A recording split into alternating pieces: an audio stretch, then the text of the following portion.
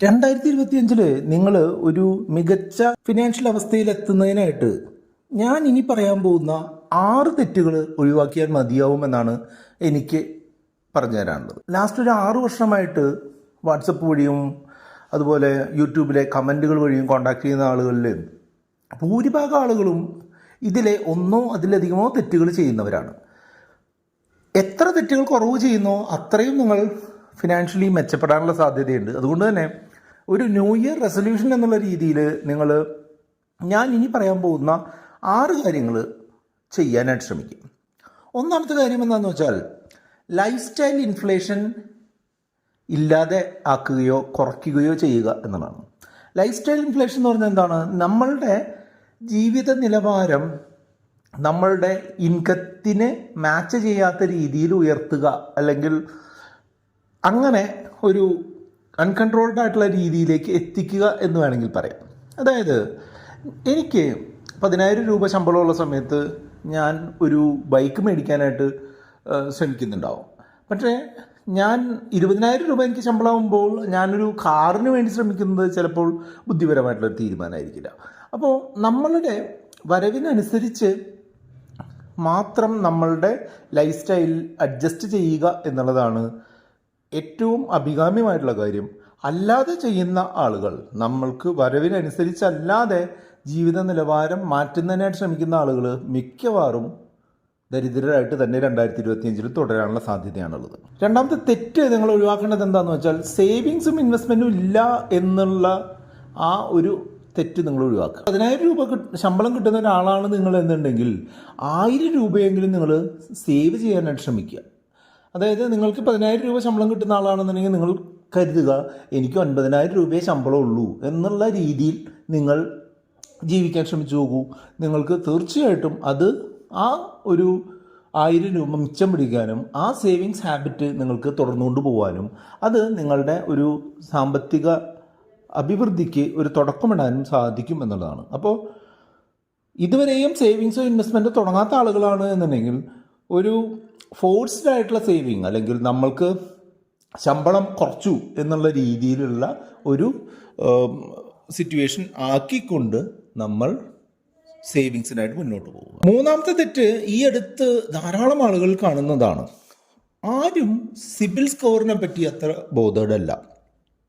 കണ്ണി കണ്ട ക്രെഡിറ്റ് കാർഡുകളൊക്കെ എടുത്ത് ഓവർ ഡ്യൂ ആക്കി, അതുപോലെ പേഴ്സണൽ ലോൺ ഓഫറുകളെല്ലാം എടുത്ത് അതും ഓവർ ഡ്യൂ ആക്കി, അതുപോലെ ലോണുകൾ എടുത്ത് ആകെ അലമ്പായിട്ടുള്ള ഒരു അവസ്ഥയിൽ അത് വൺ ടൈം സെറ്റിൽമെൻറ്റിനൊക്കെ ശ്രമിച്ച് ആകെ മോശമാക്കി നമ്മളുടെ ക്രെഡിറ്റ് സ്കോറിനെ 900 എന്നുള്ള ഏറ്റവും ടോപ്പ് നിലയിൽ നിന്ന് 600, 500 ഒക്കെ ആക്കിയിട്ടുള്ള ആളുകൾ നമ്മളെ കോണ്ടാക്ട് ചെയ്യാറുണ്ട്. അപ്പോൾ അത്തരം ആളുകൾ സാമ്പത്തികമായിട്ട് ഉന്നതിയിലേക്ക് പോകാനുള്ള സാധ്യത വളരെ കുറവാണ്. കാരണം എന്താണെന്ന് വെച്ചാൽ ഒന്നാമത്തെ കാര്യം എന്താണെന്ന് വെച്ചാൽ ഇവർക്ക് ഈ ലോൺ ബാധ്യതകളെല്ലാം ആദ്യം അടച്ച് മുന്നോട്ട് പോകേണ്ടതായിട്ട് വരും. രണ്ടാമത്തെ കാര്യം എന്താണെന്ന് വെച്ചാൽ അവർക്ക് എന്തെങ്കിലും ഒരു ആവശ്യത്തിന് വീണ്ടും ലോൺ എടുക്കാൻ പോകുമ്പോൾ കൂടുതൽ ഇൻട്രസ്റ്റ് തുകയും പ്രോസസ്സിംഗ് ചാർജ് തുകയും ഒക്കെ കൂടുതലായിട്ട് കൊടുക്കേണ്ടതായിട്ട് വരാനുള്ള സാധ്യതയുണ്ട്.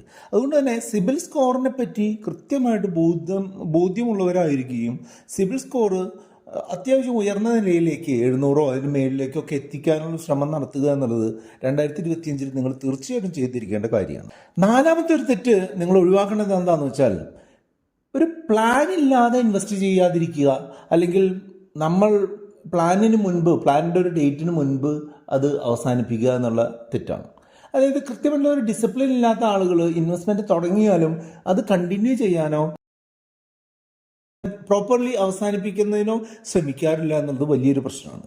അപ്പം നമ്മൾ തുടങ്ങുക എന്നുള്ളത് പ്രധാനപ്പെട്ട ഒരു കാര്യമാണ് എന്നുള്ളത് പോലെ തന്നെ അത് കൃത്യമായിട്ട് നമ്മളുടെ ലക്ഷ്യത്തിലേക്ക് എത്തിക്കുക എന്നുള്ളതും വളരെ പ്രധാനപ്പെട്ട ഒരു കാര്യമാണ്. അതുകൊണ്ട് തന്നെ നമ്മൾ കൃത്യമായിട്ടുള്ളൊരു പ്ലാനിന് വേണ്ടി ഇൻവെസ്റ്റ് ചെയ്യുകയും അത് കൃത്യമായിട്ട് അവസാനിപ്പിക്കുകയും ചെയ്യുക എന്നുള്ളതാണ്. ഉദാഹരണമായിട്ട് പറയുകയാണെങ്കിൽ നിങ്ങൾക്ക് 3 വർഷത്തിന് ശേഷം ഒരു കാറ് വാങ്ങാനുള്ള ഒരു പദ്ധതി ഉണ്ടെന്നുണ്ടെങ്കിൽ ഇപ്പോൾ തന്നെ അതിന് വേണ്ടിയിട്ടുള്ള തുക സമാഹരിക്കുന്നതിനായിട്ടുള്ള നിക്ഷേപം തുടങ്ങുകയും അത് ഈ പറഞ്ഞ 3 വർഷവും കണ്ടിന്യൂ ചെയ്യുകയും ആ പ്ലാനിനനുസരിച്ച് അത് നമ്മൾക്കുള്ള ഒരു കോർപ്പസ് ഉണ്ടാക്കും എന്നുള്ളത് കൊണ്ട് തന്നെ നമുക്ക് മറ്റുള്ള ബുദ്ധിമുട്ടുകളൊന്നും ഇല്ലാതെ നമുക്ക് ആ കാര്യം അച്ചീവ് ചെയ്യാനും സാധിക്കും. അപ്പോൾ ഒരു പ്ലാൻ ഫോളോ ചെയ്യുകയും അത് കൃത്യമായിട്ട് അവസാനിപ്പിക്കുകയും ചെയ്യുക എന്നുള്ളത് നിങ്ങൾ ചെയ്യേണ്ട ഒരു പ്രധാനപ്പെട്ട കാര്യമാണ്.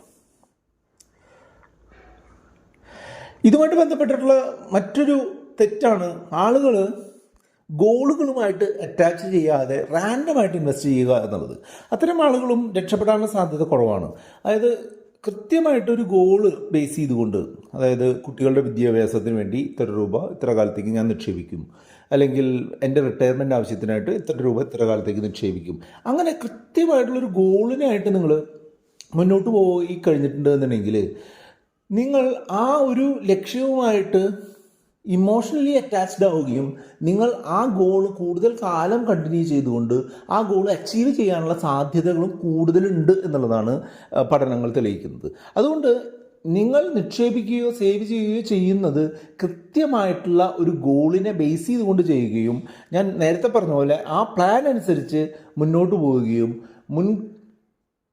അതിൻ്റെ അവസാനം വരെയും അത് തുടർന്നുകൊണ്ട് പോവുകയും ചെയ്യുക എന്നുള്ളതാണ് പ്രധാനം.